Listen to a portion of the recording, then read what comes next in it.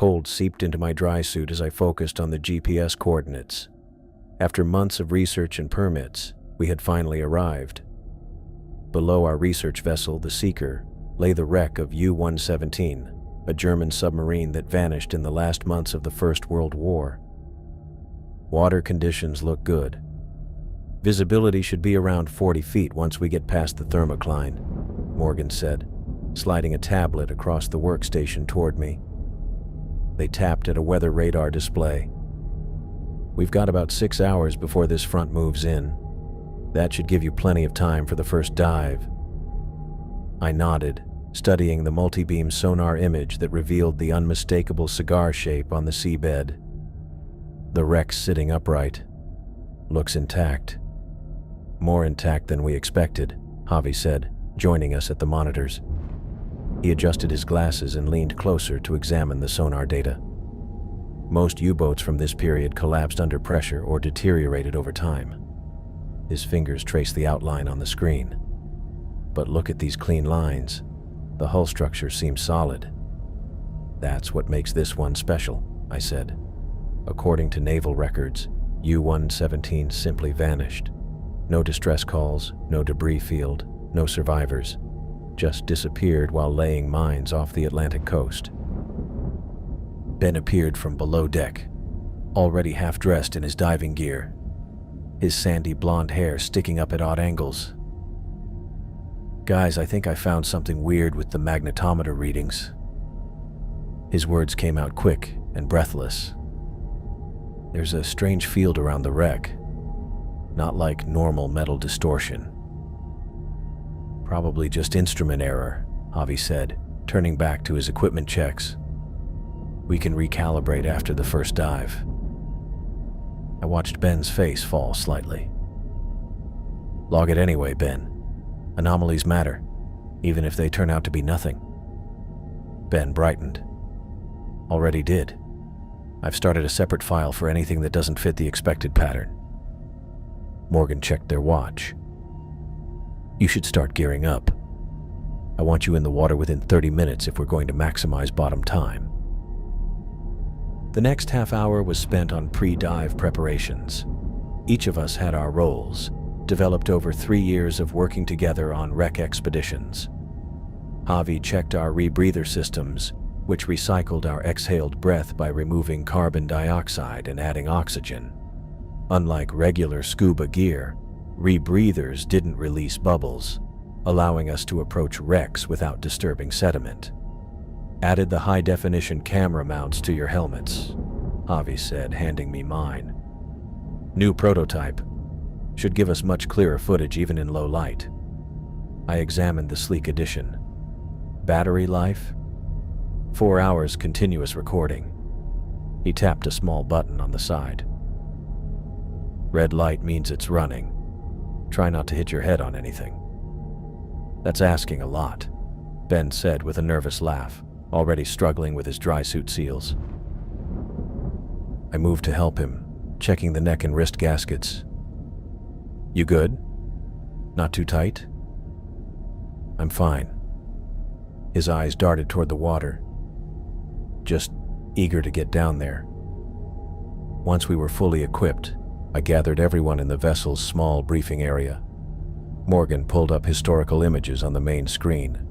Old photographs of German U-boats and their crews, technical diagrams of the Type UE-2 mine-laying submarines, and the few known facts about U-117's final mission.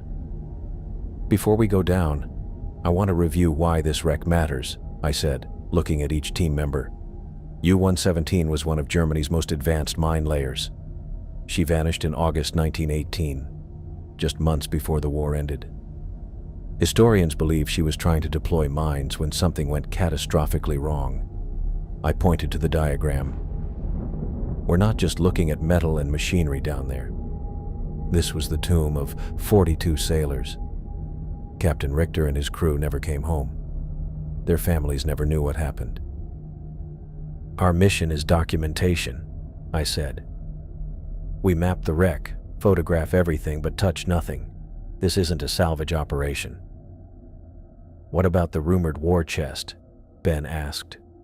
I read some accounts suggesting U-117 might have been carrying gold. I shook my head.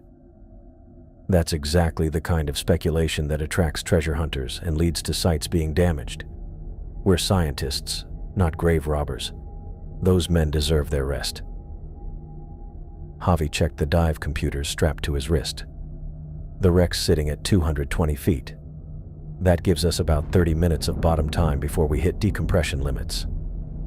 We'll conduct a reconnaissance sweep only, I said. No penetration of the hull on this dive. We document the exterior, confirm the submarine's identity, and establish reference points for mapping. Questions? There were none. We'd been over the plan dozens of times during the past weeks. This was what we did. Careful, methodical exploration of historical wrecks that added to our understanding of the past. Morgan helped us with our final equipment checks as we moved to the stern diving platform. I'll be monitoring your communications. Regular check-ins every 5 minutes. Any problems, any concerns, you abort the dive immediately. Yes, Mom, Javi said with a grin, securing his full face mask. I mean it, Morgan said, checking our emergency beacons. This wreck has been down there for over 100 years. It can wait another day if something doesn't feel right. One by one, we entered the water. I went first, feeling the shock of cold as the ocean enveloped me. Our dry suits kept our bodies insulated, but my exposed cheeks tingled from the temperature change. Javi followed, then Ben. We regrouped at the surface, signaled our readiness to Morgan, and began our descent. The world changed as we sank deeper. Sunlight faded, colors vanished, and everything turned to blue, then gray, then black. Our lights pierced the darkness, revealing paths in the otherwise empty space. Small particles floated through our beams like snow. Comms check, I said, my voice sounding hollow through the underwater communication system. Reading you, Javi confirmed. Same here, Ben added. Descent rate nominal. We followed the guideline that connected us to the surface vessel, dropping steadily through the water column. The pressure increased, squeezing against our suits, a sensation that never quite became comfortable no matter how many dives I'd done. At 100 feet, we passed through the thermocline, a sudden drop in temperature where warm surface water met the cold depths. The water clarity improved dramatically. Visibility excellent, I reported to Morgan. We're heading toward the bottom. Should have visual on the target within minutes. Understood, Morgan's voice crackled through our comms. All readings normal from up here. At 200 feet, our lights still vanished into darkness below us. Then, gradually, the seabed materialized, a flat, silty plain stretching into the gloom. There, Ben's voice pitched higher with excitement. 2 o'clock. I turned and my breath caught in my throat. Rising from the seafloor, U-117 appeared in our lights. The submarine rested upright on its keel, its conning tower standing tall. No coral growth obscured its lines, no damage marred its hull. It looked as if it had settled there yesterday, not a century ago. Our lights played across the submarine's bow, revealing the distinctive curve of its hull. Unlike most century-old wrecks, this one retained its structural integrity completely. The deck gun was still mounted forward of the conning tower. Even the wooden decking remained intact. We hovered 20 feet above the wreck, taking in its unexpected preservation. The U-boat waited below us, dark and silent, a perfect time capsule from another era. My God, Javi whispered, his scientific detachment momentarily abandoned. It's perfect. I stared at the wreck, feeling both amazed and uneasy. In all my years of maritime archaeology, I'd never seen preservation like this. The hull showed no rust or marine growth. It doesn't look like it's been down here 100 years, Ben said, voicing what we were all thinking. It looks like it could just start up again. The submarine lay beneath us, a dark shape against the pale seabed. I felt a jolt of energy as the hairs on my arms stood up despite my dry suit. Here was U-117, exactly where it had disappeared a century ago. And whatever had happened to Captain Richter and his crew in their final moments, we were about to disturb their long rest. I swam closer to the U-boat's hull, my gloved hand hovering just inches from the metal without touching it. The submarine rested on the seabed as though it had simply been placed there, rather than sunk in violence. After 100 years underwater, I expected decay, collapse, the signature damage of depth and time. But the U-117 looked almost pristine. "Morgan, are you getting this?" I asked into my comm unit, my voice slightly distorted through my breathing apparatus. "The preservation is remarkable." "Reading you, Eris," Morgan's voice came back, tinny but clear. "Visibility looks excellent on the feed. How's the structural integrity?" I gestured to Javi, who moved along the starboard side with his imaging equipment, his movements slow and precise in the water. "Hull appears intact," Javi reported. "No sign of explosive damage or torpedo hits. This doesn't match any of our theories about its sinking." Ben floated up beside me, his eyes wide behind his mask. I could see his excitement even through all the gear. He pointed toward the conning tower.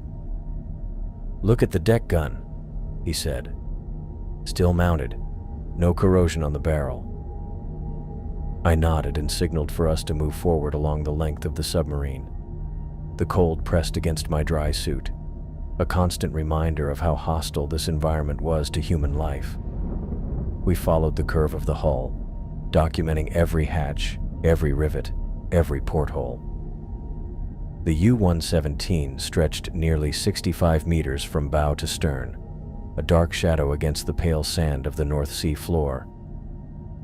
"I want to check the mine chutes," I said, swimming toward the aft section. If this was indeed on a mine-laying mission, there should be evidence in the rear compartments. We found the external mine chutes exactly where historical documents suggested they would be. 6 ports, 3 on each side, designed to deploy sea mines without surfacing. I ran my light across them, noting that all were closed. "Interesting," I murmured. "If they deployed all their mines successfully, these would be empty and closed. If their mission was interrupted, we might have expected to see at least one jammed open." Javi hovered nearby, his camera whirring softly as it captured 3-dimensional images of every detail. "The rudder and propellers are intact too," he noted. "No obvious mechanical failure." I checked my gauges. We'd been at depth for 22 minutes already. Our specialized equipment would allow us several hours if needed, but I wanted to make efficient use of our time before the approaching storm forced us back to the surface. "Morgan, how's our weather window?" I asked. The reply came with a burst of static. "Still holding at 5 hours before the storm hits. All systems normal up here." We continued our circuit, documenting the torpedo tubes, the anchors, and the distinctive saddle tanks along the sides. Everything appeared remarkably preserved, as though the sea had decided to protect rather than destroy this piece of history. When we reached the conning tower again, I paused, running my light across the metal ladder rungs that led up to the hatch. Something tugged at my professional curiosity, a need to see inside, to understand the final moments of this vessel and its crew. "We need to document the interior," I said, my decision forming. Even limited access would provide invaluable data. Interior access wasn't in the original dive plan, Morgan reminded me through the comm. That would be Phase 2 after reviewing exterior footage. I glanced at my team. Ben looked nervous but eager, while Javi was already assessing the conning tower hatch. "The hull integrity is better than anticipated," I explained. "We're equipped for it, and it would be inefficient to return to the surface only to dive again later." We have plenty of air and time." There was a pause before Morgan responded. "Your call, Eris, but maintain continuous communication and exit at the first sign of instability." "Understood," I said. "We'll just check the control room. Quick in and out." Javi swam up to the conning tower, examining the hatch mechanism. "It looks operational. Minimal marine growth on the hinges." "That can't be right," Ben said, moving closer. "These hatches should be frozen shut after a century."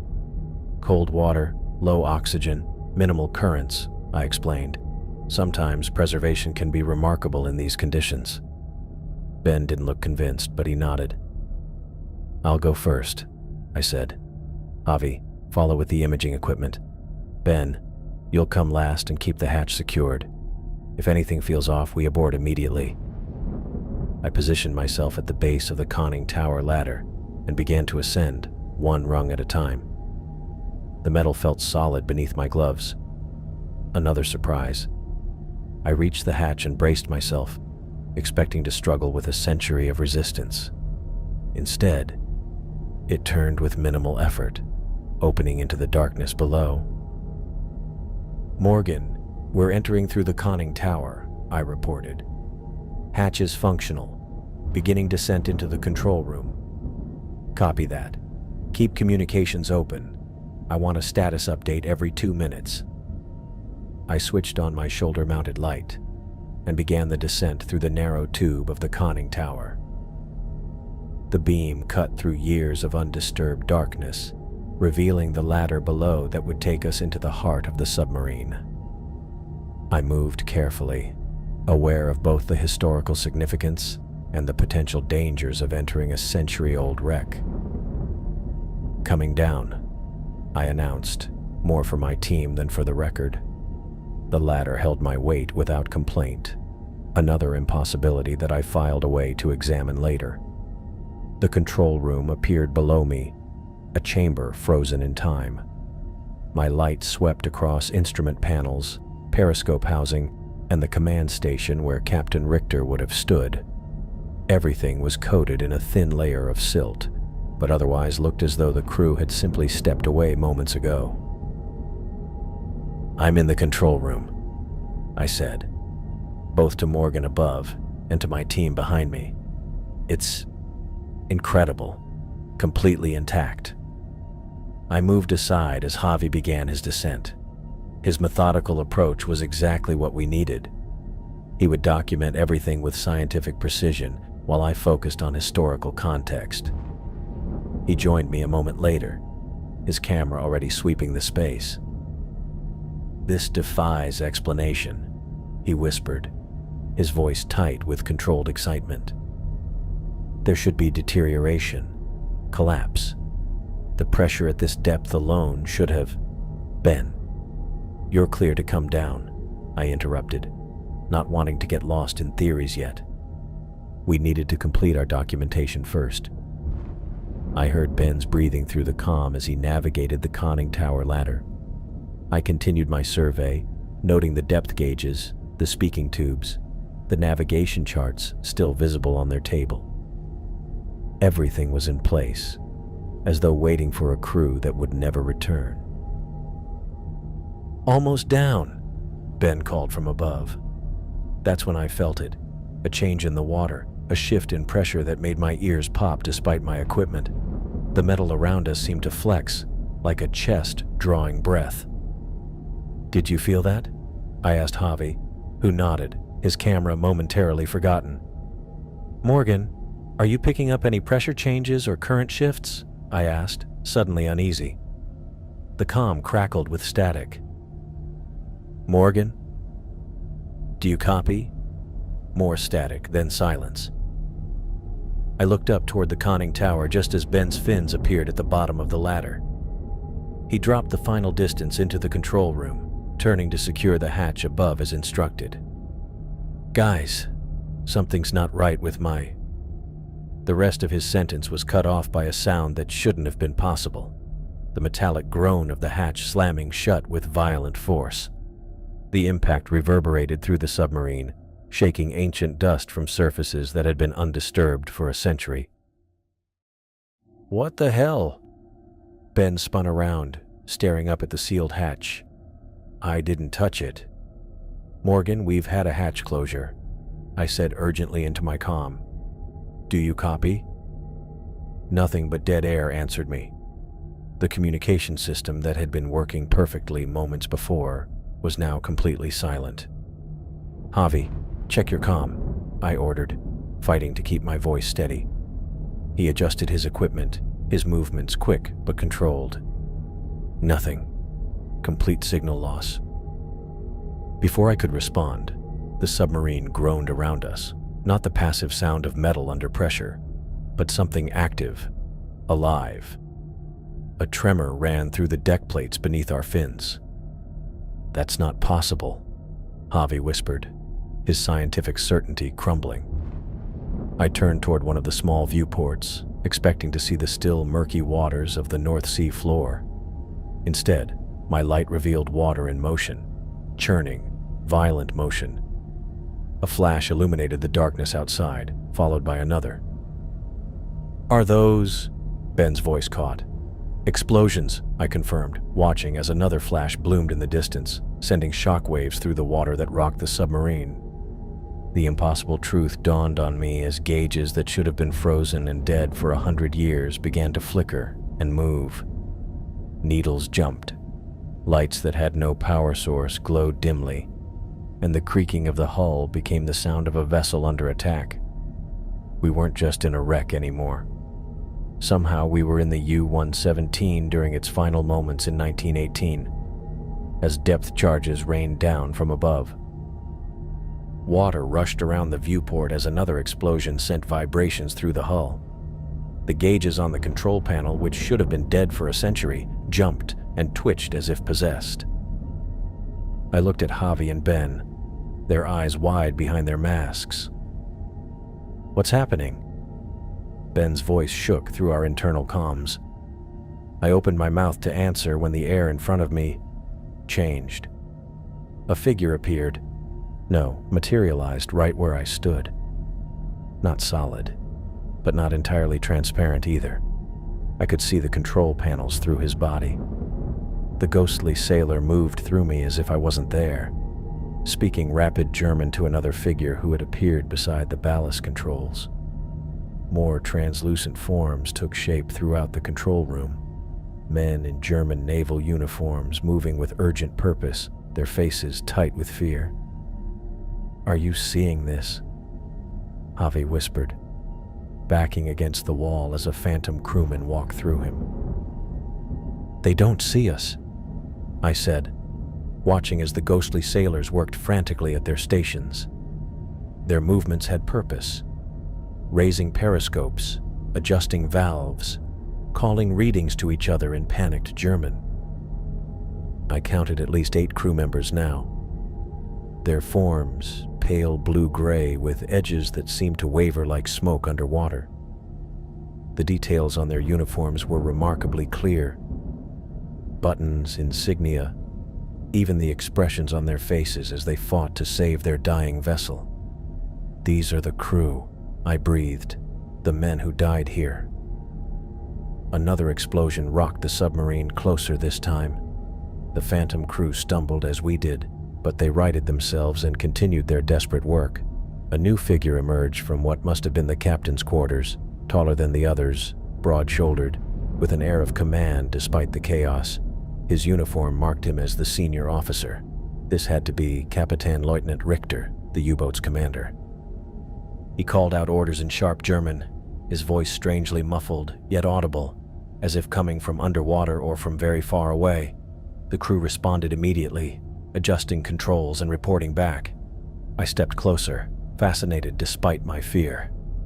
This was history literally coming alive before us. I had studied this submarine, these men, their final mission for years, and now I was witnessing their last moments.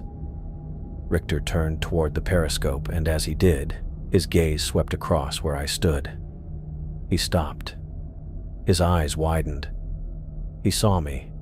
His face transformed from determined focus to something else entirely. raw terror mixed with rage. He shouted something in German, pointing directly at me. Ist nicht menschlich. Dämonen aus der Tiefe.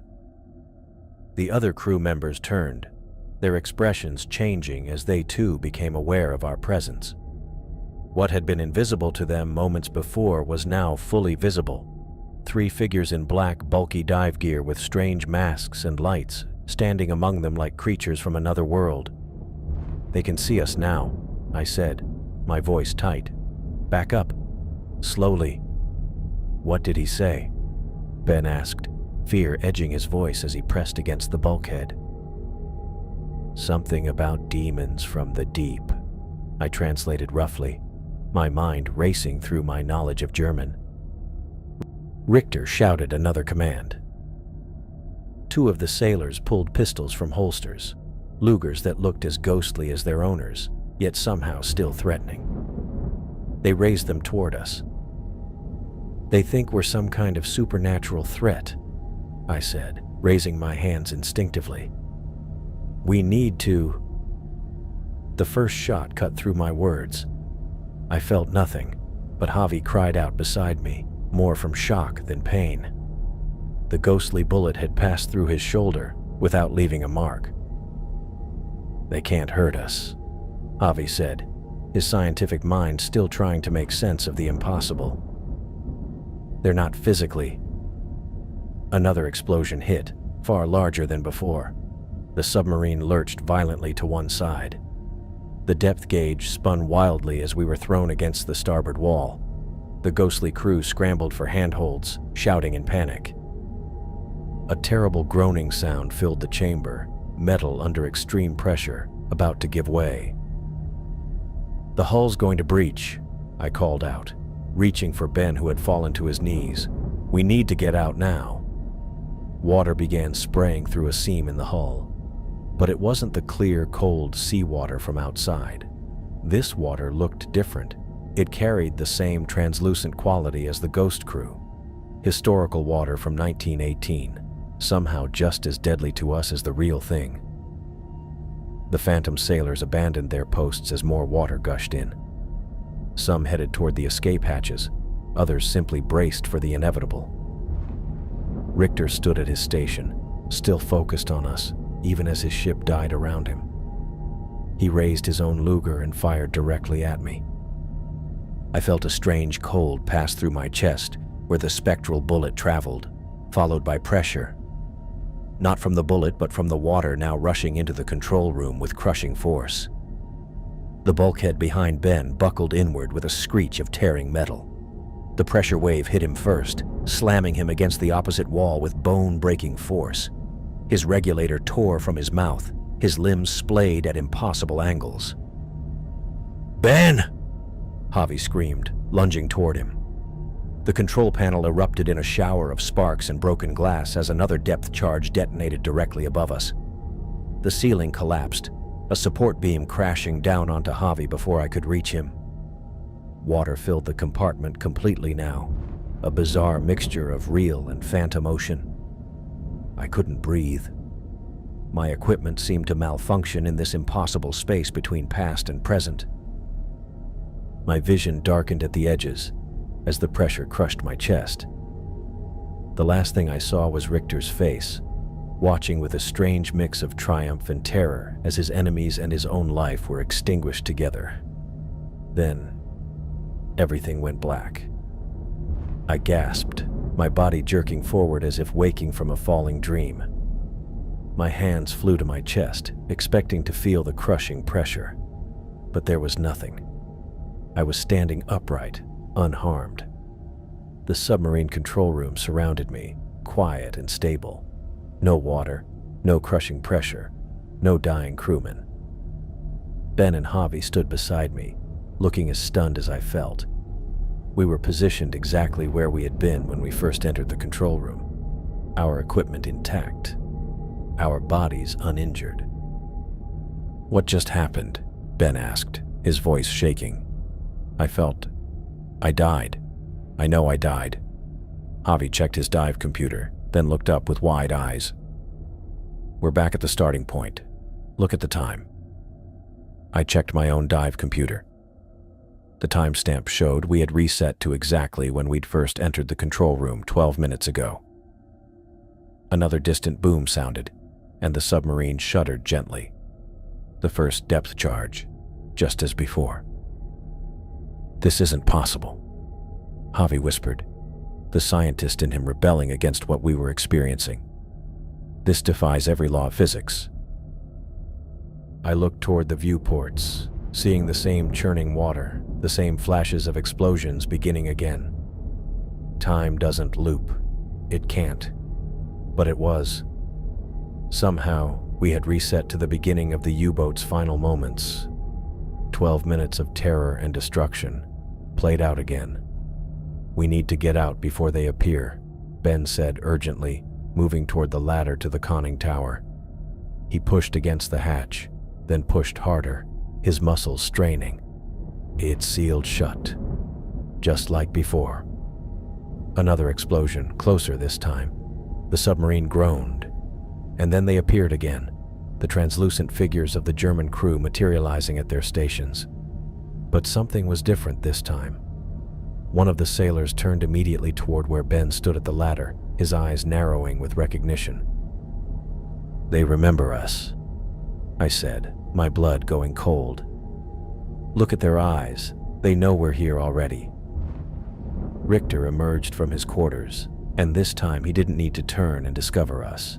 He walked directly to the center of the control room, his ghostly eyes locked on mine from the moment he appeared. The impossible had become undeniable. We were trapped in the repeating final moments of the U-117's destruction, and with each reset, the crew grew more aware of us, more hostile. We were caught in something beyond science, beyond history, beyond anything our modern minds could readily accept. "They're becoming more aware each time," I said, backing away from Richter's penetrating stare. "Like they're learning." Richter barked orders in German, and this time his men responded with frightening efficiency, abandoning their posts and advancing toward us. Their faces no longer showed surprise, only determined hostility. "We need a plan," Javi said, his voice strained as he pressed against the bulkhead, ghostly sailors approaching from both sides. "If this is really happening, if we're really caught in some kind of time loop, there must be a way out." Ben's breathing grew rapid and shallow. "This can't be real. We can't be trapped here."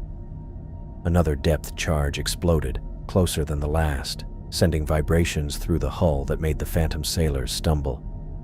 They recovered more quickly than before, adapting to the rhythm of their own destruction.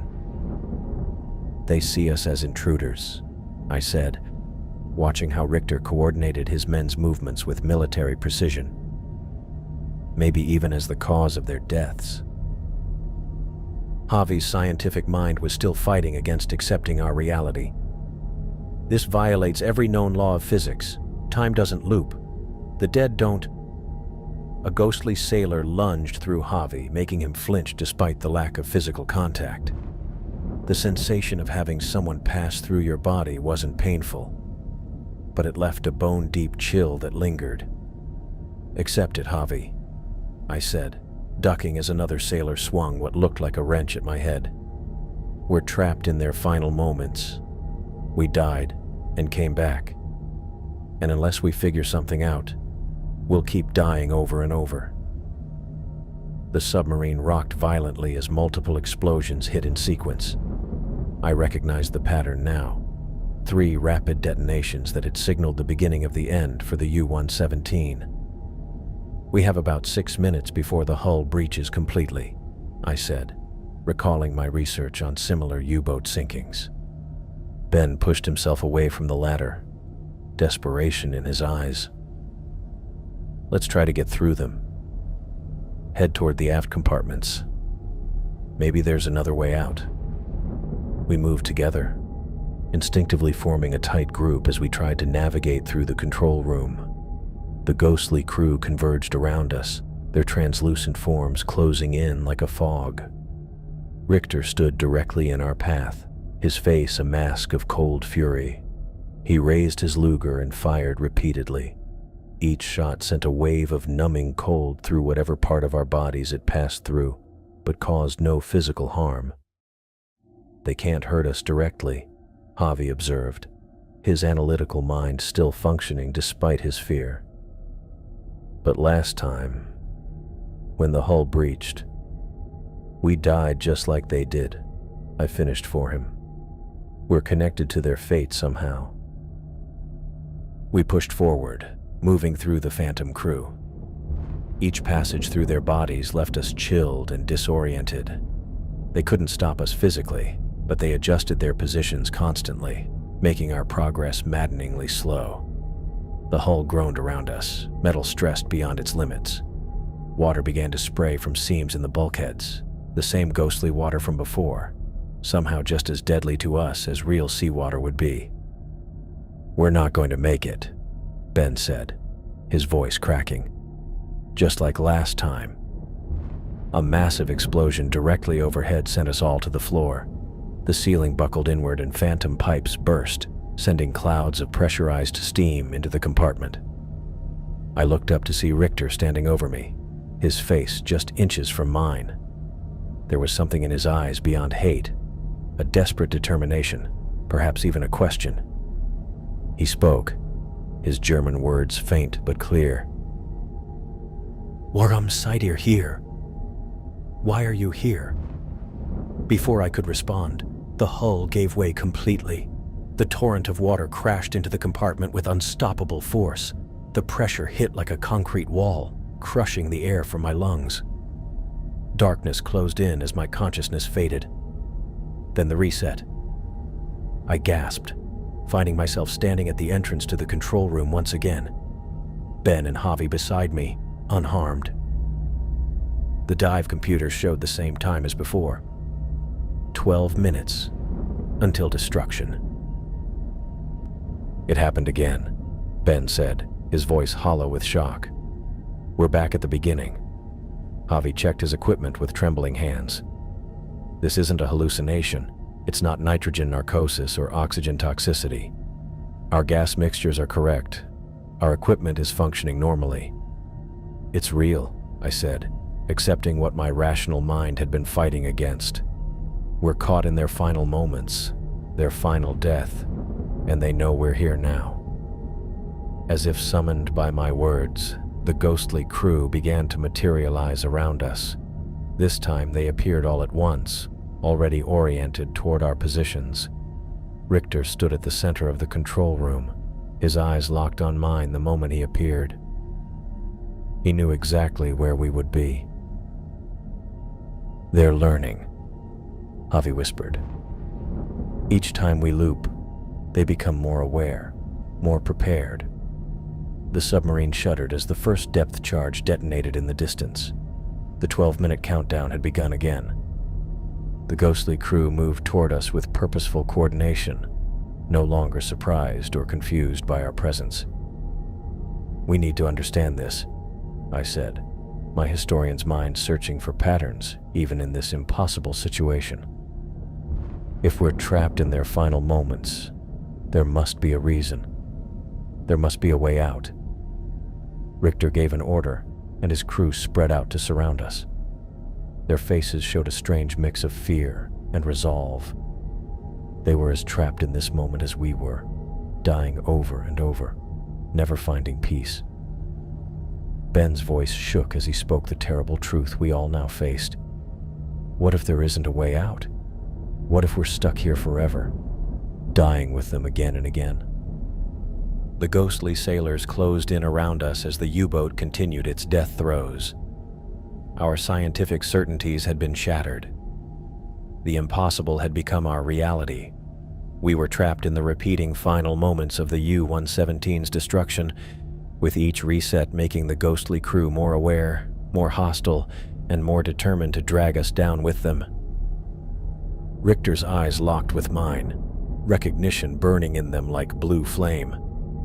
Behind me, Ben's breathing quickened through his rebreather. The submarine groaned around us, metal protesting as depth charges exploded in the water outside. "We need to move," I said, grabbing Javi's arm. "Now." We'd barely taken 2 steps when the ghostly captain barked orders to his crew in rapid German. Unlike before, they moved with purpose, not panicked, but organized. 3 sailors blocked our path to the ladder while others closed in from behind. "They're hurting us," Javi whispered. A massive explosion rocked the submarine. I stumbled against the navigation table as water sprayed from a rupture in the port side hull. The cold spray passed through the spectral sailors as if they weren't there, but soaked us to the skin. Ben pressed himself against the bulkhead. "We're going to drown again." The submarine pitched violently. Equipment tore loose from mountings. A heavy toolbox slid across the floor, passing through ghostly legs before smashing into Ben's shin. He cried out in pain. Richter pointed at me, his mouth forming that same word, "Dämonen!" But this time there was calculation in his eyes. Water rose around our ankles as the hull breached further. I knew what came next. The final explosion, the crushing darkness, then reset. I closed my eyes as the pressure built, and everything went black. I gasped, finding myself back at the bottom of the ladder in the control room. Dry. Unharmed. Ben stood behind me, Javi stepping down from the bottom rung. "Third time," Javi said, checking his dive computer. "Same exact moment."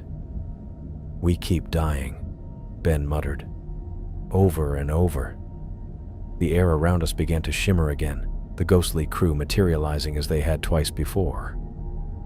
But this time, I grabbed Javi and Ben, pulling them beneath the navigation table. "Hide," I whispered. "Let's see if they notice us." We crouched in the shadows as the translucent sailors moved through their routine. Captain Richter appeared at his station barking orders in German.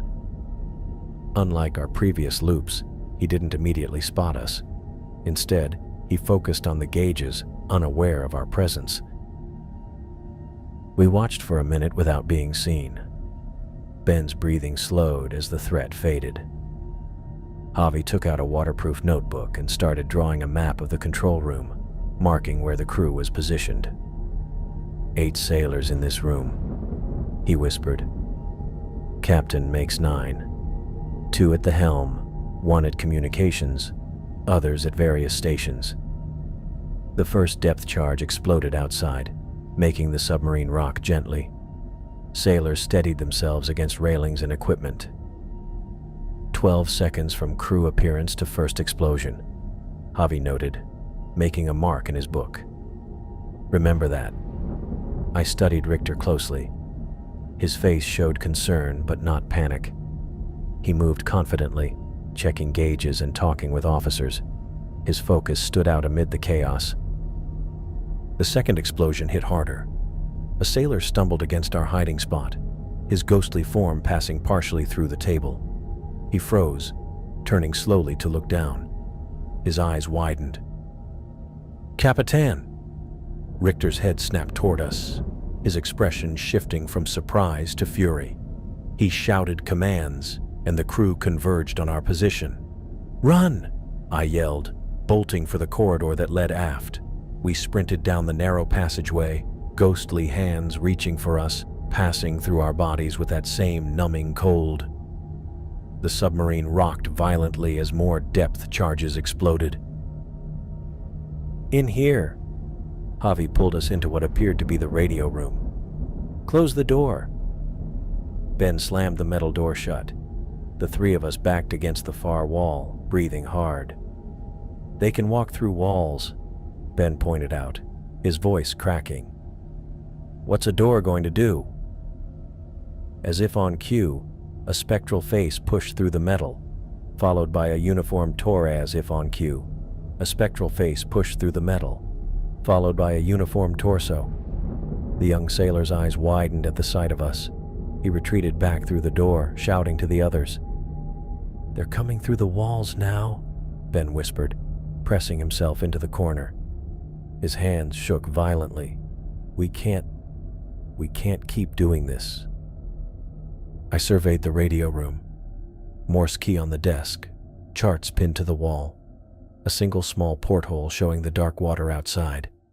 The equipment looked operational, with lights blinking on the radio set. Fourth explosion in 3, 2, 1. Javi counted down, jotting down another note as the submarine rocked at the predicted moment. The timing is exact. Every loop follows the same sequence. How many more until we... Ben couldn't finish the sentence. 2 minutes. 17 seconds from the first explosion to hull breach.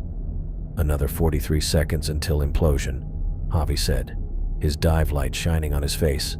We reset at 3 minutes, 12 seconds into the loop. The door flew open. 3 ghostly sailors poured into the room, led by a senior officer. They moved with purpose, no longer panicking at our presence but coordinating their approach. Different tactic, I said quickly. Try to communicate with them. I stepped forward, hands raised. We mean no harm, I said loudly in German, one of the few phrases I knew from my historical research. Wir bedeuten keinen Schaden. The ghosts hesitated momentarily, exchanging glances. The officer narrowed his eyes, studying me. For a brief moment, I thought we'd broken through, until Captain Richter appeared behind them. His face hardened with determination. Eindringlinge, he said coldly. Intruders. The final depth charge exploded directly underneath us. The floor buckled, and freezing water erupted through the hull breach. The last thing I saw before darkness took us was Richter's face, watching us with grim satisfaction. We reset again, and again, and again. Each time we tried something different.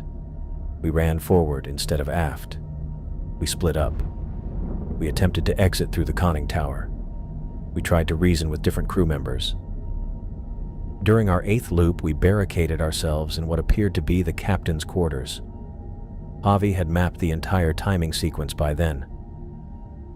23 seconds until the first explosion, he said, checking his makeshift chart. 49 until the second. The hull breach always occurs in the forward torpedo room at 2 minutes, 17 seconds. Ben sat on the narrow bunk, rocking slightly. I can't do this anymore, he whispered. I can't keep drowning. His eyes had a vacant look that worried me. Maybe we're already dead. Maybe this is hell. I knelt beside him. We're going to figure this out, Ben. Stay with us. The submarine groaned as the first explosion hit, right on Javi's schedule. They're learning, Javi said. Each loop they're more organized. In the first loop, they were terrified. Now they're hunting us. I nodded. I've been watching Richter. He recognizes us now. The first time he was shocked, called us demons. Now he's tactical. He's changing his strategy. Which means this isn't just some repeating moment frozen in time, Javi said. They're conscious. They remember. The door to the captain's quarters suddenly blew inward, torn off its hinges by an explosion we hadn't anticipated. Richter stood in the doorway, flanked by 4 of his men. His eyes met mine, and I saw something beyond anger. Determination. Purpose. He changed the sequence, Javi said in disbelief, checking his notes. That explosion came early. Water began flooding in from the corridor. The submarine listed heavily to port. They're forcing the sinking, I realized. They're controlling the loop. Ben screamed as a ghostly sailor grabbed him. Though the Spectre's hands passed through Ben's body, the cold seemed to paralyze him. 2 more surrounded Javi, who fought uselessly against their insubstantial forms. Richter approached me directly, his face inches from mine. Unlike his men, he didn't try to grab me. He studied me with calculating intensity, as if trying to understand what I was. I stared back, transfixed by the intelligence in those long, dead eyes. "What do you want?" I asked, though I knew he couldn't understand me. The hull groaned as it began to implode.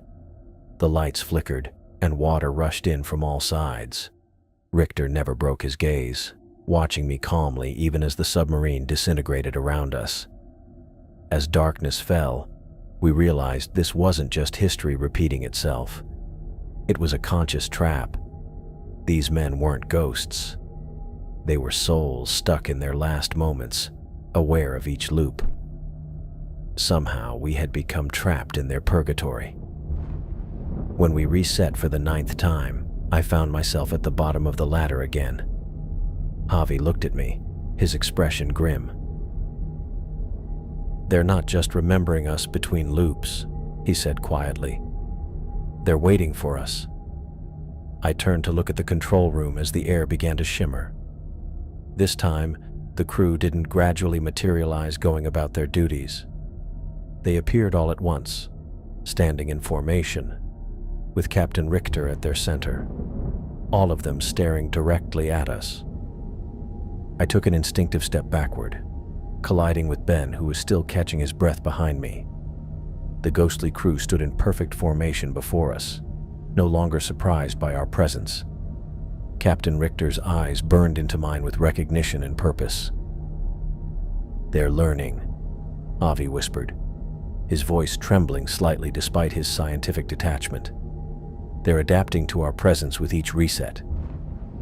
Ben pushed past me, his movements jerky with panic. "We need to get out now, before they—" "Wait," I said, grabbing his arm. "Let's watch them first. Maybe we can—" "Watch them?" Ben yanked his arm free. "We've died 8 times already. How many more times do you want to experience that?" The first depth charge exploded outside the hull. The submarine pitched, sending us staggering against the bulkhead. The sailors moved quickly, their forms flickering as they attended to their stations. Only Richter remained still, his eyes fixed on us.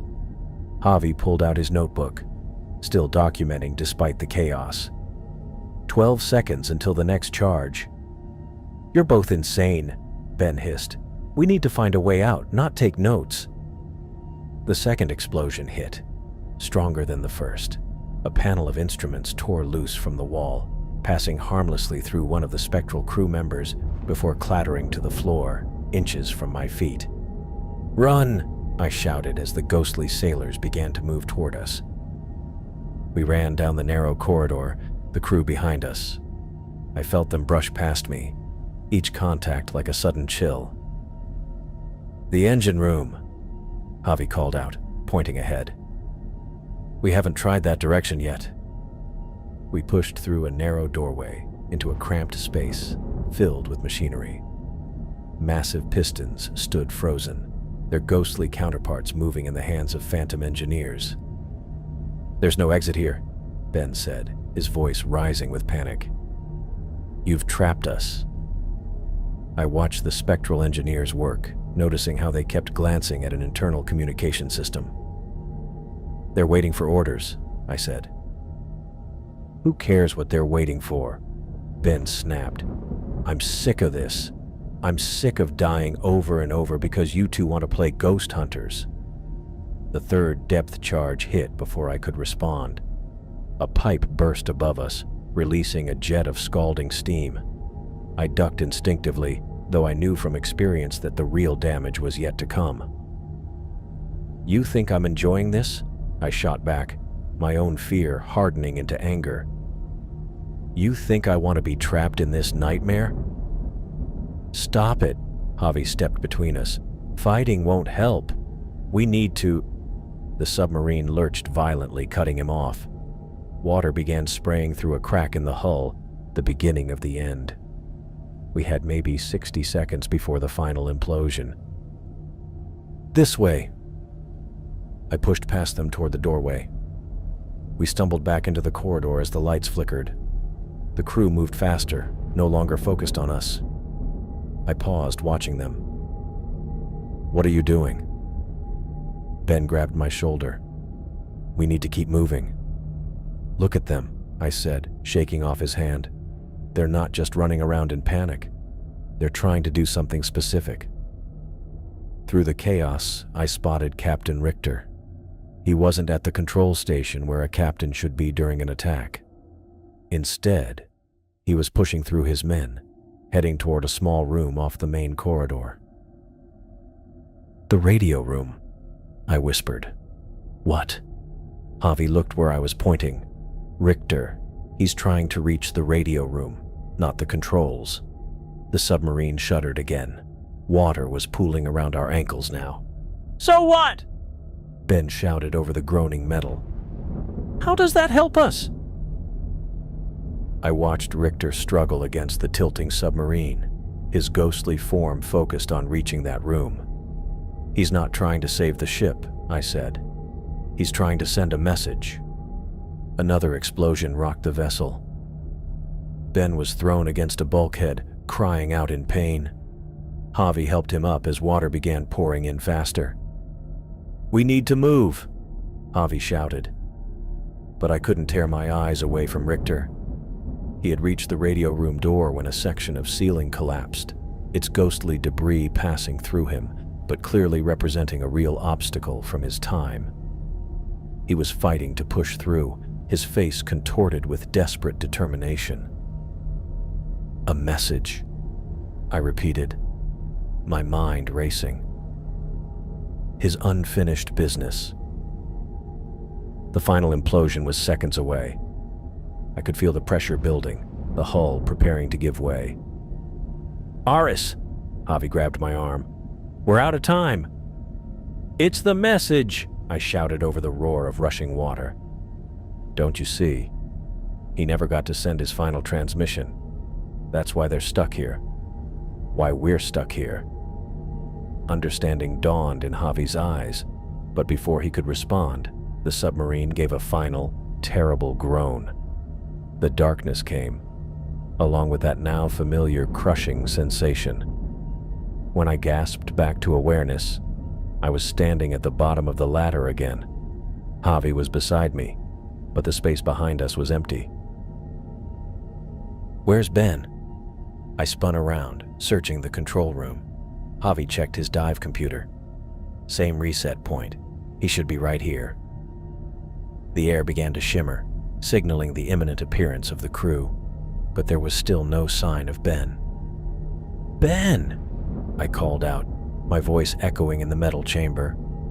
The ghostly crew materialized around us, but I barely noticed them. All I could think about was Ben's absence. "They're coming," Javi warned, backing toward me. "We need to find him," I said, fighting to keep my voice steady. "Maybe he reset somewhere else in the submarine. Or maybe he didn't reset at all," Javi said quietly. The implication hit me like a physical blow. If Ben hadn't reset with us, what did that mean? Was he truly gone? Or was he trapped somewhere else in this nightmare alone? Captain Richter stepped forward, his ghostly crew flanking him. This time, instead of shouting "Dämonen," he simply pointed at the hatch above us, then to the empty space where Ben should have been. "He knows," I whispered.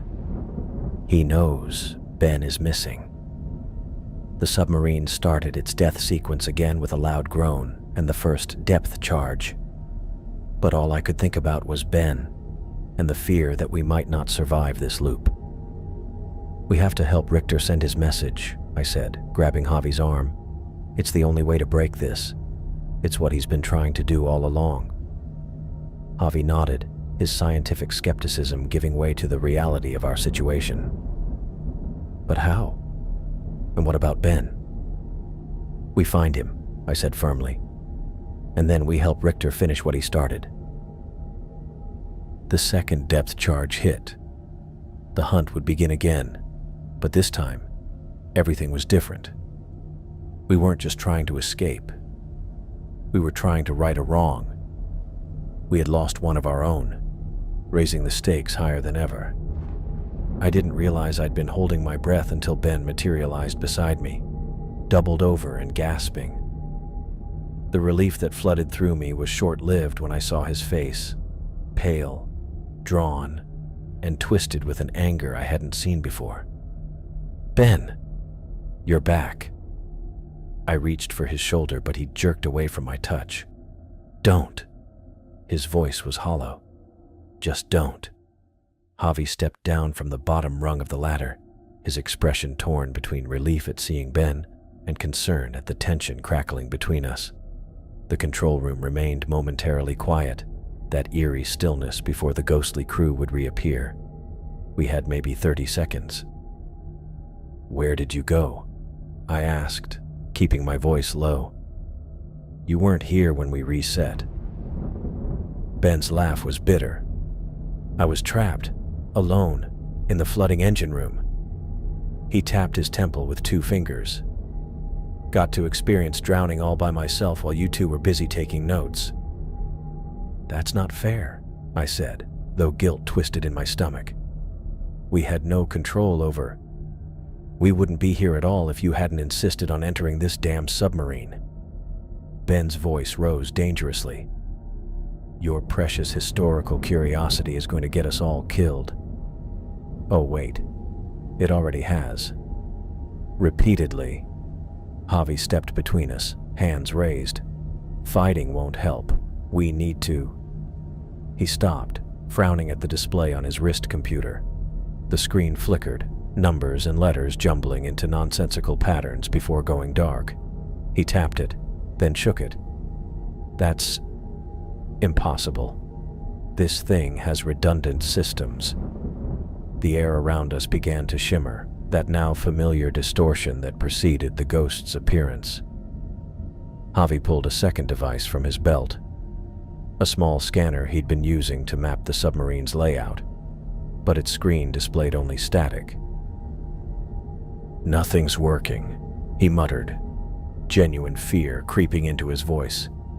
"The electromagnetic readings are off the charts, but that shouldn't affect sealed systems like these." The ghostly crew materialized, but differently this time. They phased into existence all at once, standing in rigid formation. Captain Richter stood at their center, his translucent eyes immediately finding mine. I stepped back involuntarily. There was purpose in that gaze, a cold calculation that sent chills down my spine. "We need to get out," Ben hissed. "Now. I'm not dying again." Javi nodded, his scientific skepticism giving way to primitive survival instinct. "Maybe we can force our way out through a weak point in the hull." "The torpedo tube," I suggested, pointing down the corridor. "It has an external hatch." Ben didn't wait for discussion. He took off down the passageway, Javi close behind. I hesitated, looking back at Richter, who hadn't moved to pursue us yet. His men stood waiting for orders, but the captain's eyes remained fixed on me. The first depth charge exploded outside, rocking the submarine, but Richter didn't flinch. I turned and ran after my teammates. The torpedo room was cramped, filled with ghostly sailors loading a weapon that would never be fired.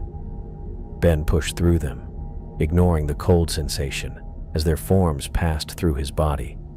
He reached the torpedo tube and examined the loading mechanism.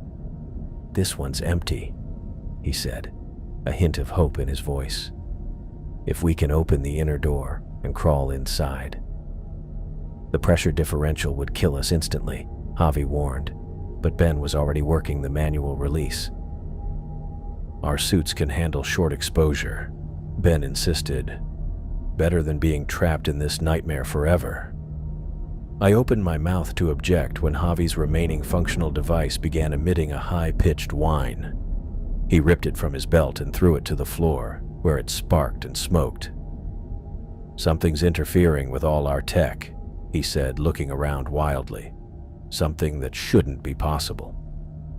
The second depth charge hit, stronger than the first. The submarine groaned, metal straining against the pressure. One of the ghostly sailors turned toward us, his mouth moving in silent warning. Ben managed to wrench the inner door of the torpedo tube partially open. Water immediately began to spray through the gap with terrifying force. He stumbled backward as the torrent intensified.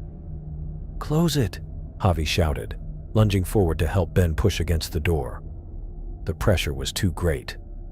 The door flew open completely, and seawater erupted into the compartment with explosive force.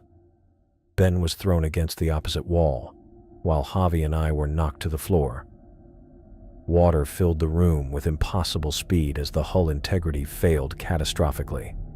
I heard Ben scream something, saw Javi reaching toward me, and then felt the crushing weight of the ocean collapsing the submarine around us.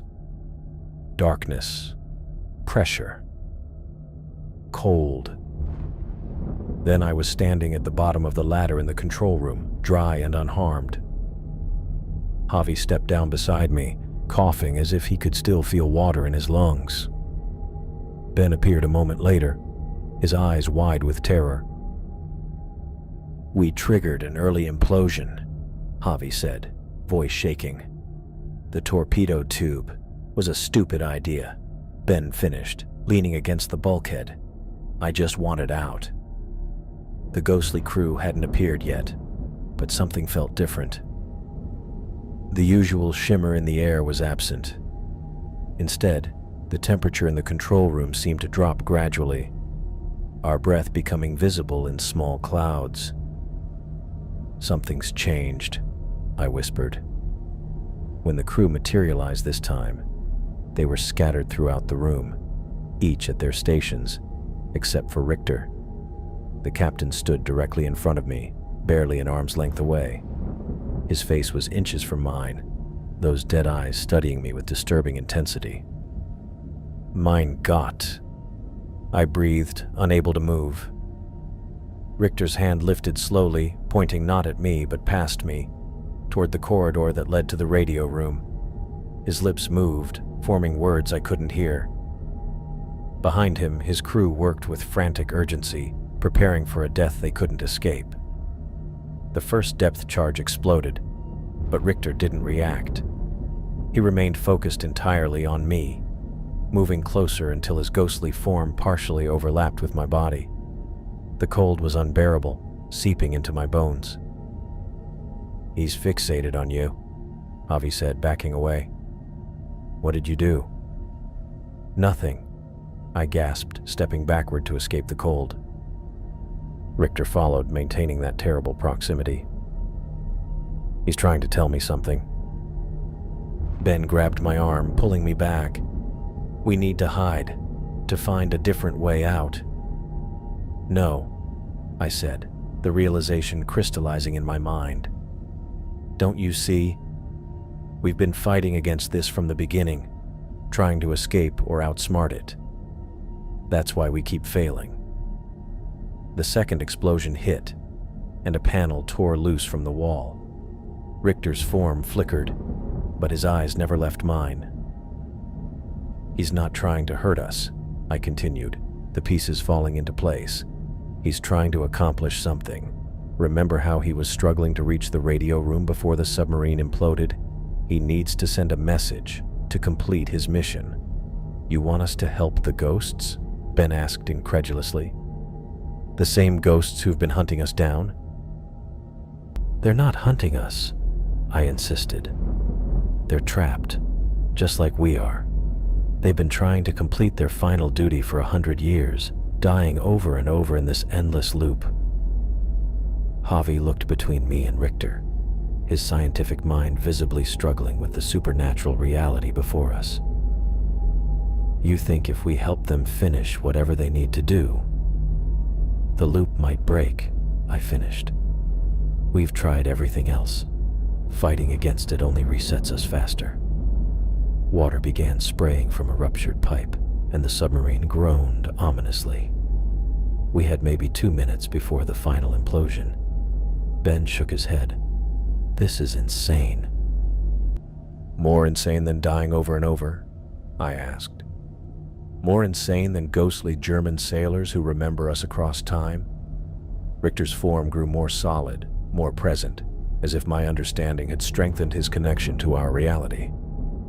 He gestured again toward the radio room, more urgently this time.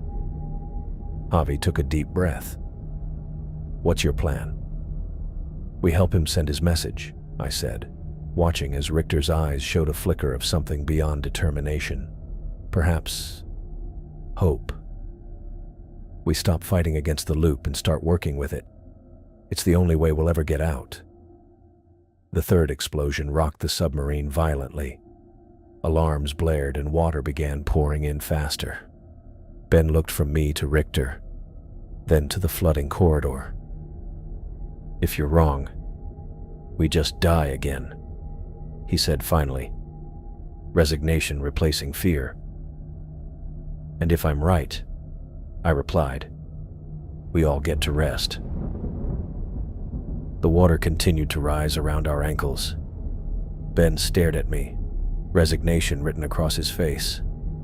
"Fine, we'll try your plan," he said. "But if we die helping these ghosts, I'm going to haunt you in the afterlife." I didn't answer. I kept my focus on Captain Richter, trying to understand what he wanted from us.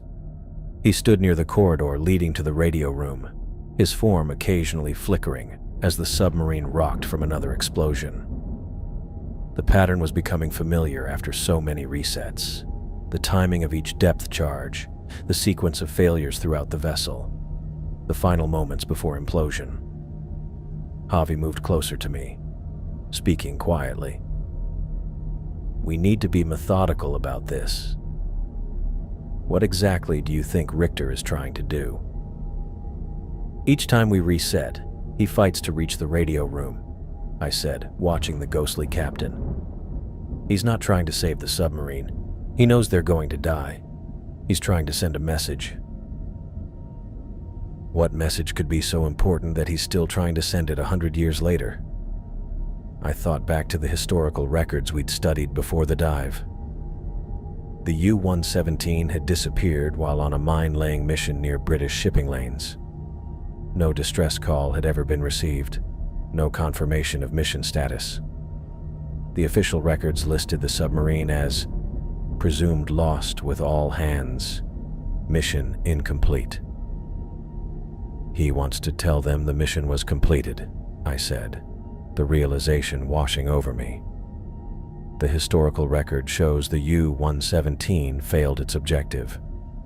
But what if they actually laid the mines before they were attacked? Richter's fighting to correct history. The submarine lurched violently as another explosion shook the hull. A ghostly sailor passed through Javi, who shivered and stepped back. "How does that help us?" Ben asked, watching nervously as water continued to seep through growing cracks in the hull. "If we help him send his message, maybe the loop breaks," I said. "He's stuck in these final moments because he never completed his duty." Javi looked doubtful, but took out his waterproof notebook. "All right, let's be scientific. We need to track what happens in each loop and where Richter goes." "We don't have time," Ben protested as the submarine groaned under mounting pressure. "We have endless time," Javi countered. "We keep resetting." The submarine gave its final shudder, and darkness claimed us once more. When I opened my eyes, I was standing at the bottom of the ladder again. Ben appeared beside me, followed by Javi. We had reset to the same point as always, giving us a brief window before the ghostly crew materialized. "Quick," I said. "Let's record everything we know." Javi already had his notebook out. "We've got about 30 seconds before they appear. Then 12 seconds to the first depth charge, 47 seconds to the second, and 1 minute and 22 seconds to the third. The submarine implodes approximately 2 minutes and 35 seconds after the crew appears." I nodded. "And Richter always tries to reach the radio room after the third hit, but never makes it. Something always stops him." The air temperature dropped suddenly, our breath becoming visible in the cold. The ghostly crew materialized, but instead of attacking, they moved to their stations with grim efficiency. "Let's split up this time," I suggested quickly. "Javi, follow Richter. Ben, stay with me. Let's see exactly what happens to stop him from reaching the radio." We pressed ourselves against the bulkhead as the first depth charge exploded. The spectral sailors rushed around us, focused on saving their vessel. Javi slipped away, trailing Captain Richter through the chaos. Ben stayed close to me, his eyes darting nervously around the control room. "I'm sorry about what happened to you," I said quietly. "Being trapped alone." Ben's jaw tightened. "Let's just focus on getting out of here." We moved cautiously through the submarine, watching the choreography of doom play out around us. The second explosion hit, and we braced against the wall. My eyes followed the ghostly figures as they worked frantically at their stations. "The mines," I muttered, watching a phantom sailor checking a logbook. "They're keeping records of the mines they deployed." "What?" "Look at the notations." I pointed to the ghostly logbook. "Those are coordinates and timestamps. They completed the mine-laying operation." The third explosion rocked the submarine more violently than the others.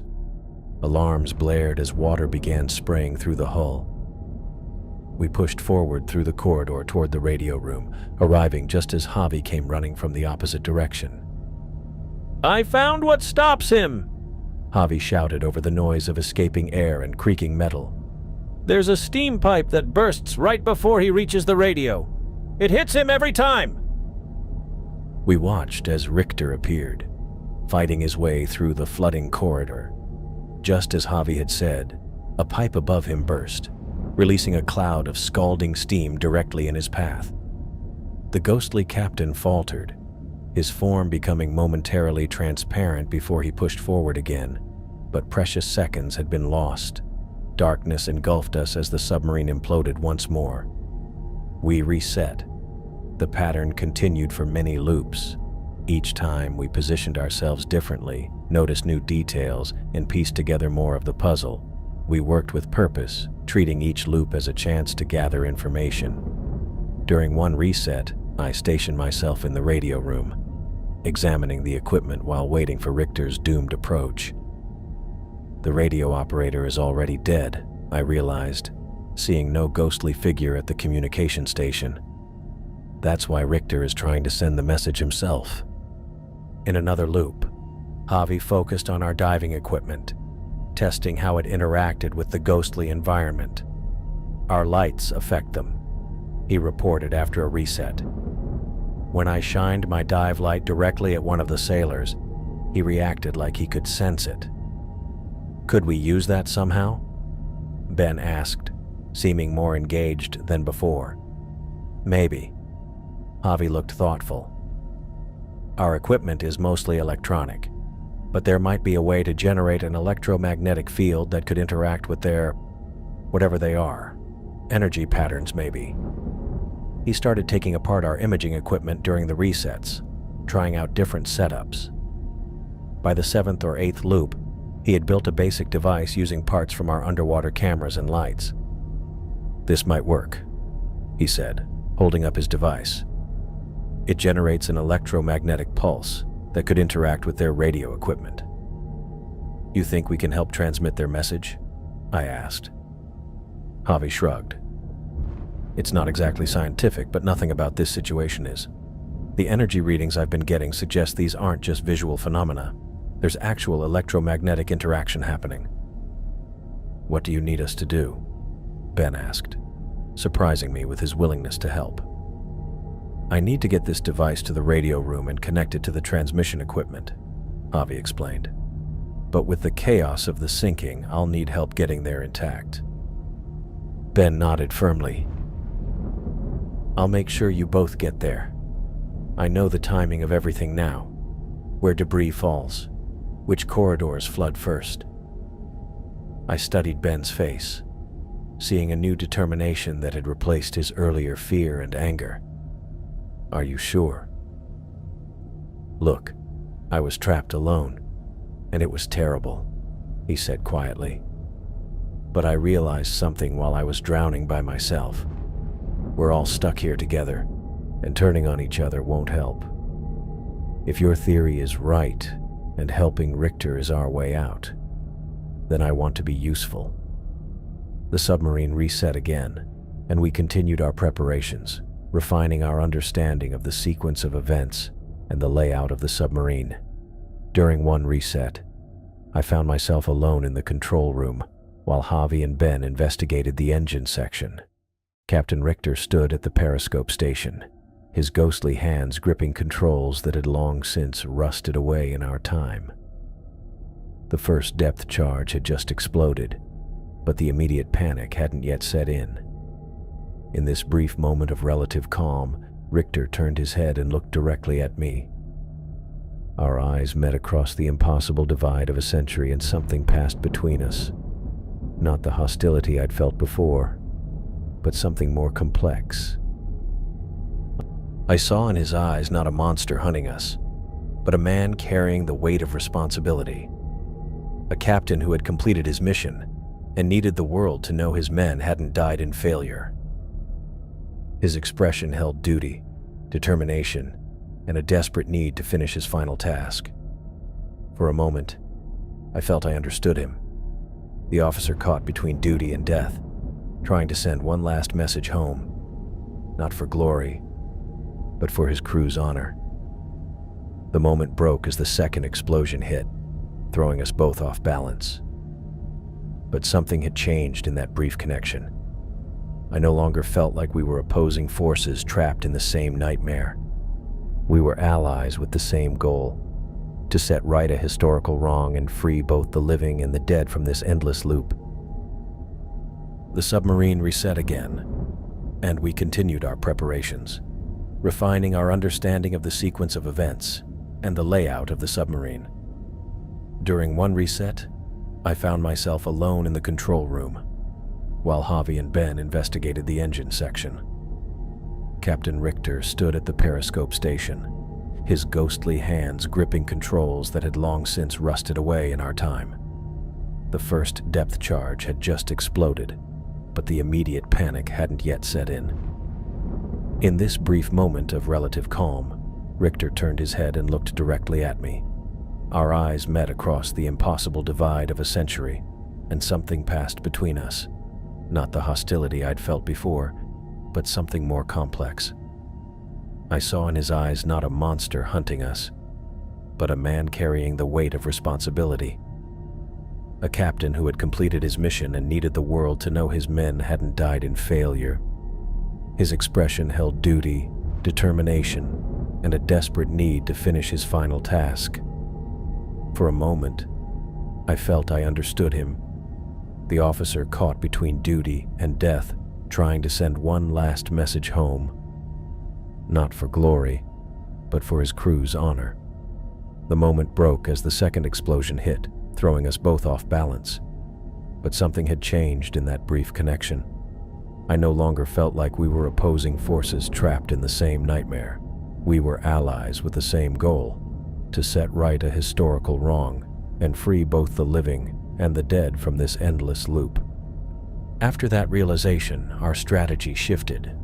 The loops that followed became less about survival and more about coordination. Each reset turned into a rehearsal, every failure another layer of refinement. We began to move with intent instead of fear, tracing the submarine's doomed sequence of destruction until we could navigate it blindfolded. Javi took command of the diversions. Using his knowledge of the mechanical systems, he mapped out when and where each failure occurred: the flooding compartments, the rupturing bulkheads, the brief windows before the fires spread. He learned to use the submarine's own death against itself, redirecting chaos to buy us precious seconds. I watched the cynicism fade from his voice as he worked. Where he once believed in nothing but physics and inevitability, now there was something else. Faith, perhaps not in God, but in the idea that our choices still mattered. Ben, meanwhile, became our anchor. He'd been quiet through most of the loops, haunted by how often he'd died trying to reach us or protect the crew, but repetition forged him into something harder, steadier. He learned the corridors like arteries, knowing exactly where to push, where to pry, and how to move people out of danger before the next explosion.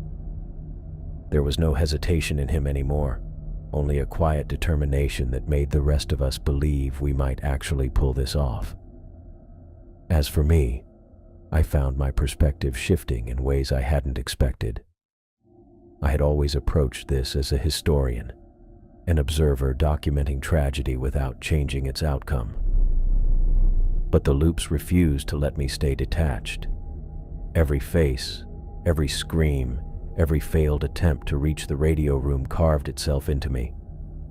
I couldn't watch them die again without trying to make their story mean something. Richter's eyes haunted me most of all. The weight in them was the same weight I now carried. Together we forged our plan. Javi would create diversions to draw attention away from the radio section. Ben would clear the path through the flooding compartments, and I would reach the radio room and hold it long enough for Richter to send his message. The goal wasn't just to escape anymore, it was to finish what he started, to make sure history remembered them not as monsters or failures, but as men who refused to die unheard. In the final loops, our rehearsals became almost ritualistic. We marked each checkpoint in silence, fixing every detail in our minds. The sounds, the timing, the way the deck tilted just before the final implosion. There was a strange peace in it, knowing we had one last chance, and that everything we'd learned had led to this. When the last loop began, there was no more panic, no more scrambling through darkness, only purpose. I felt the cold metal of the navigation table beneath my fingertips as the world reset around us. The control room materialized in sharp detail, the dials, the gauges, the cramped space that had become our prison and battlefield. We had practiced this moment dozens of times, failed dozens of times, drowned dozens of times, but this time would be different. "Ready?" I asked, my voice steady despite the fear crawling up my spine. Javi nodded, clutching his modified equipment. Ben took a deep breath and gave me a thumbs up. We all knew our parts. We had rehearsed them until they became muscle memory. I felt the cold metal of the navigation table beneath my fingertips as the world reset around us. The control room materialized in sharp detail. The dials, the gauges, the cramped space that had become our prison and battlefield. We had practiced this moment dozens of times, failed dozens of times, drowned dozens of times. But this time would be different. "Ready?" I asked, my voice steady despite the fear crawling up my spine. Javi nodded, clutching his modified equipment. Ben took a deep breath and gave me a thumbs up. We all knew our parts. We had rehearsed them until they became muscle memory. The temperature dropped, and our breath formed clouds. They were coming. The ghostly crew appeared in the control room, Captain Richter at their center, his eyes finding mine. In that gaze, I saw recognition, not just of me as an intruder, but of what we were trying to do. "Now," I whispered. We split up as planned. Javi headed toward the engine room. Ben positioned himself at the critical junction where debris would block the corridor, and I stayed close to Richter, matching his movements through the submarine. The first depth charge hit right on schedule. The submarine pitched violently, throwing me against the bulkhead. My shoulder took the impact, but I pushed off and kept moving. Richter barked orders to his crew, his ghostly form cutting through the chaos with determined authority. 12 seconds later, the second explosion rocked the vessel. This was where things always went wrong. The ceiling panel that would come loose, the burst pipe that would block Richter's path. We knew every obstacle by heart now. I watched as Ben braced himself against the wall, arms outstretched to catch the falling debris that had trapped Richter in previous loops. The panel tore free with a screech of metal, but this time, Ben was there. He caught it, the muscles in his arms straining with the effort, and held it just long enough for Richter to pass through the narrow corridor. In the distance, I heard Javi shouting in the engine room, drawing away the ghostly sailors who had interfered with Richter's progress before. His voice echoed through the submarine, a lifeline of sound that kept us connected despite being separated. I followed Richter toward the radio room, counting seconds in my head. 29, 30, 31. The third depth charge would hit at 42 seconds. The pipe would burst at 44. I needed to be in position. The submarine groaned under the ocean's pressure, its hull straining. Water sprayed from small cracks, dampening my dry suit. I kept moving, my eyes on Richter's back. 42. The explosion hit with enough force to knock me off my feet. I stumbled but caught myself against the wall, pushing forward with renewed urgency. 43. Richter reached the door of the radio room. 44. I lunged forward as the pipe burst directly above him.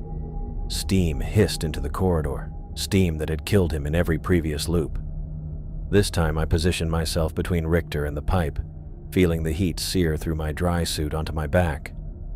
I gritted my teeth against the pain but held my position. Richter passed through me, his ghostly form chilling against the steam. He turned his head, our eyes meeting. He knew what I was doing. I followed him into the radio room as water began to pool around our ankles. The hull was failing faster now, the integrity compromised in multiple places.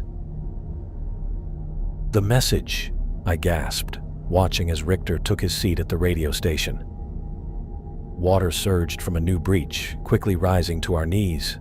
In previous loops, this was when we'd be forced to retreat or drown. But this time, we stayed. I stood beside Richter as his translucent hands moved over the Morse key, tapping out his final communication to a world that had long forgotten him. Through the doorway, I caught glimpses of Ben holding back more debris, creating a path for Javi, who was now fighting his way toward us through knee-deep water. The fifth explosion hit, the most devastating yet. Metal tore and buckled. Alarms blared. The submarine listed sharply to port, but Richter kept tapping, his fingers moving with practiced precision even as the world collapsed around us. I couldn't understand Morse code, but I knew what he was sending. Duty fulfilled. Sinking. Long live Germany. The water reached my waist, then my chest. The crushing pressure of the ocean threatened to break through completely. Javi reached us, pulling Ben with him. We huddled together in the radio room, watching Richter complete the message that had kept him bound to this place for a century. With the final tap of the key, Richter straightened in his chair and turned to face us. His eyes, once filled with anger and fear, now showed peace and relief. He had finally completed a duty long overdue. The submarine gave one final, devastating groan. Water rushed in from all sides. I closed my eyes, waiting for the familiar darkness, the reset that always came. Instead, I felt a change in the water around us. It grew still, almost calm. When I opened my eyes, Richter was fading before me, his form becoming less substantial with each passing second. Behind him, his crew began to fade as well, their spectral forms dissolving into the water like smoke. The alarms stopped. The explosions ceased. The violent movement of the submarine halted. The ghostly crew vanished completely, leaving behind only the silent, flooded wreck of the U-117, exactly as it had been when we first entered it. The time loop was broken. We had helped Richter complete his final duty, send his final message, and in doing so, we had freed both him and ourselves from our shared prison. I looked at Ben and Javi, their faces illuminated by my dive light. We were back in the wreck, surrounded by the cold water of the North Sea. The strange energy that had held us was gone, leaving just 3 divers in a century-old submarine and the memory of a captain who had finally completed his mission. The control room hatch swung open with a gentle creak, breaking the heavy silence that surrounded us. I pushed against the cold metal, feeling the weight of our escape quite literally in my hands. Light from our headlamps cut through the darkness above, illuminating a narrow path to freedom. "Let's go," I said, my voice hoarse from exertion. Nice and slow, standard decompression stops. We were alive. Somehow, against all logic, we had survived what had felt like dozens of deaths. My muscles remembered each one even though my body showed no marks. I guided myself up the ladder, each rung cold and solid beneath my gloves, wonderfully, reassuringly real. "You first, Ben," I told him, noticing how his hands trembled. "Javi and I will follow." Ben nodded, his face pale inside his mask. He climbed past me without a word, his movements mechanical and precise. The fear that had made him lash out earlier was gone, replaced by something closer to shock. I watched him disappear through the opening, then turned to Javi. "You okay?" I asked. Javi was staring at the now empty control room, his scientific mind visibly struggling with what we'd experienced. "They're gone," he said simply. "All of them. Just gone." I followed his gaze. The submarine was just a wreck again. Dark, silent, and empty of anything but rust, sediment, and a century of secrets. No ghostly figures moved between stations. No alarms blared. No Richter stood at attention, his eyes locked on mine. "His message got through," I said. Whatever Richter needed to say, he said it. Javi shook his head slightly. "How do we explain this? To anyone?" I had no answer for him. Instead, I gestured toward the hatch. "One problem at a time. Let's get out of here." As Javi climbed the ladder, I took one last look around the control room. Just hours ago, this had been a museum piece, a fascinating but static snapshot of history. Now it felt like a place where people had lived and died, where duty and purpose had transcended death itself. I touched the navigation table one last time, half expecting it to be warm with recent use, but it was only cold metal beneath my fingers. I followed Javi up the ladder and out through the conning tower, emerging into the open water. The peaceful darkness of the North Sea surrounded us, indifferent to the miracle we'd just experienced. The submarine rested below us, its hull intact and silent. No sign of the violent death it had suffered over and over in that strange loop of time. Ben and Javi hovered above the wreck, their lights pointed upward toward the surface that waited far above us. We were 120 meters down, with a long ascent ahead. I checked my dive computer. We still had enough air for the journey, including our decompression stops. Whatever had happened inside the U-boat, at least it hadn't drained our supplies. I signaled to the others, and we began our slow ascent. Away from the wreck, away from Captain Richter and his crew, away from the impossible. We made our first stop at 90 meters, floating in the emptiness as our bodies adjusted to the changing pressure. Ben's eyes were wide behind his mask, constantly moving as if expecting ghostly figures to materialize around us. Javi kept checking and rechecking his equipment, his scientific mind seeking refuge in measurable facts. I closed my eyes for a moment, feeling the gentle current rock me back and forth. The memory of Richter sitting at the radio, tapping out his final message, played in my mind. I hadn't understood the Morse code, but I'd felt the weight of his duty, the desperate need to complete his mission even as death surrounded him. Our ascent continued in stages, 70 meters, 50, 30. At each stop, I found myself thinking about what we'd witnessed. Not just ghosts, but souls trapped in a moment of crisis, forced to relive their final minutes until someone helped them complete their unfinished business. How many other wrecks might harbor similar secrets? How many other crews might be waiting for someone to help them find peace? At 15 meters, we made our final, longest stop. The water had lightened to a blue-green glow, the surface tantalizingly close above us. I could make out the dark shadow of our research vessel, the Eva Marsden, waiting for us. Morgan's voice crackled through our comms. startling me after so long without contact.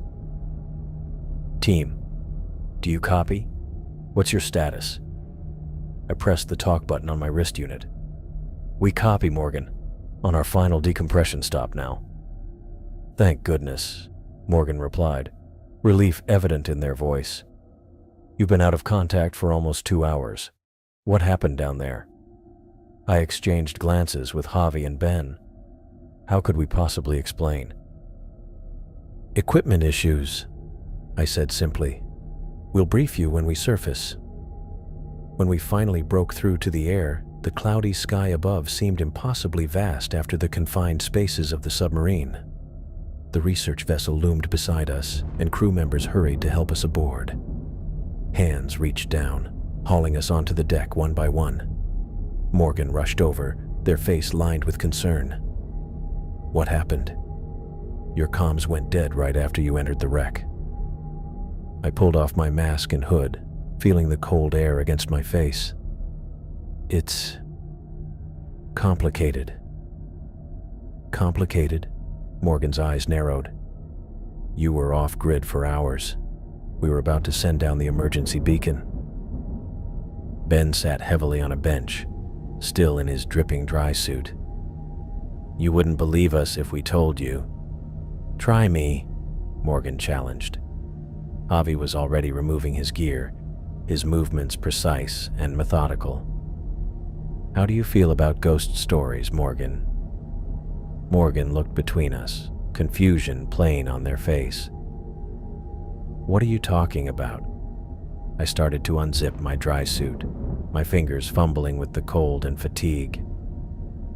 "We need to get out of these suits first. Then we'll explain. Or try to."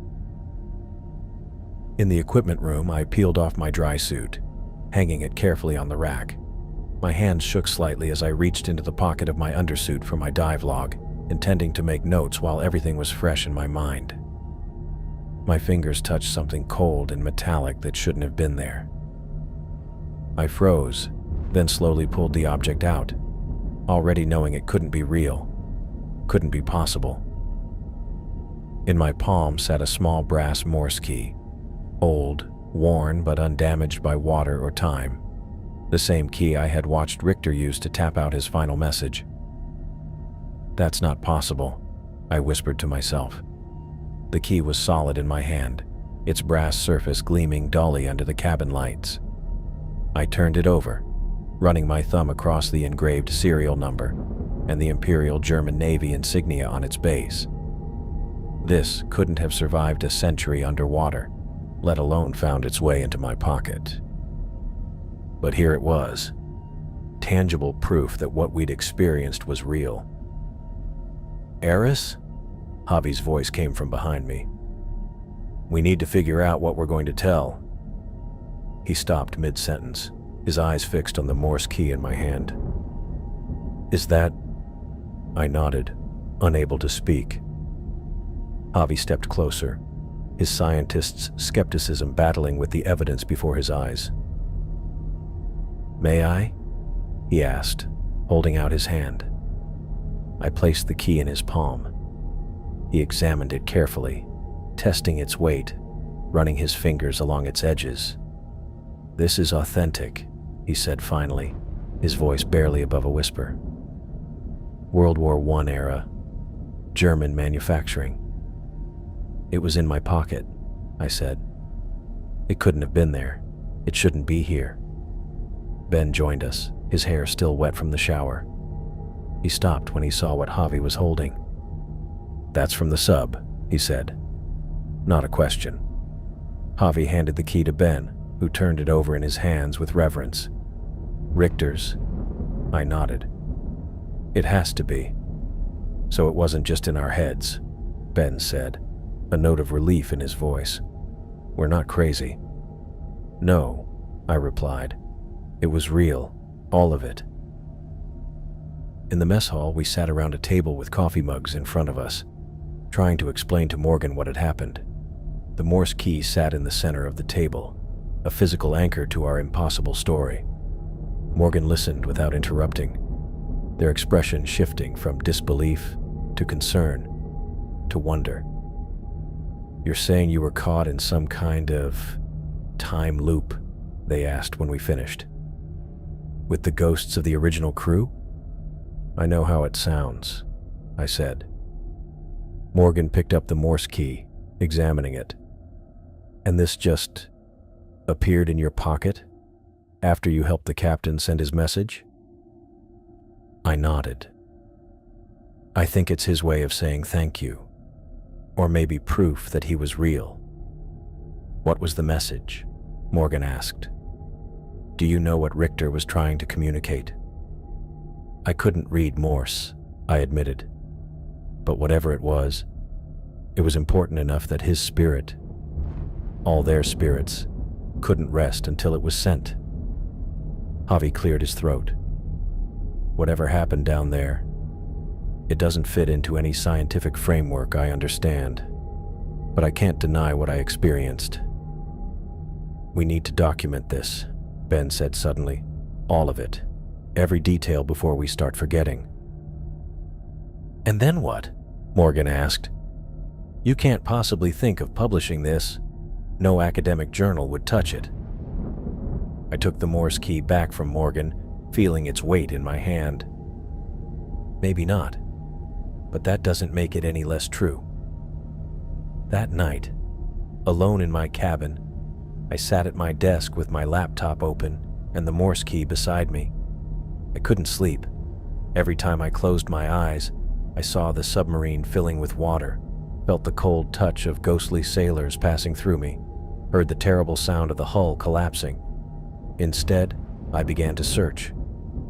First for information about U-117 and its final mission, then about Captain Richter and his crew, and finally, about other mysterious shipwrecks, vessels that had disappeared under unusual circumstances, crews that had died with missions uncompleted, messages unsent, duties unfulfilled. There were more than I expected. A British destroyer sunk during a rescue mission in the Second World War, a Cold War submarine that vanished while tracking Soviet vessels, a research vessel lost during a storm while collecting crucial climate data. How many of them might harbor ghosts like Richter's? How many crews might be trapped in their final moments, waiting for someone to help them complete their unfinished business?